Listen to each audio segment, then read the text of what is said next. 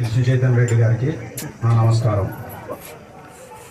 MLA గారికి ఇప్పుడు చెప్పినప్పుడు 2014 నుంచి 19 వరకు ఈ పంచాయతీలో ఎక్కడ పని అనేది లేకుండా అన్ని పనులు కూడా రోడ్లతో కానీ లైట్లు కానీ ఎక్కడ కూడా అభివృద్ధి కార్యక్రమాలు స్కూళ్లకు కాంపౌండ్ వాళ్ళు కానీ అన్ని కట్టించారు.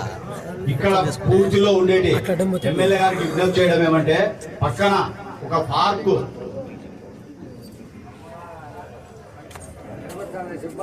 పార్కులో ఒకటి పక్కనే మన పుత్తా నరసింహారెడ్డి ఆధ్వర్యంలో కలెక్టర్ తో కట్టించినారు. ఆ పార్కును నిరుపయోగంగా చేసి గత ప్రభుత్వము ఎందుకు పనికి రాకుండా చేసిన ప్రయత్నం వచ్చినారు.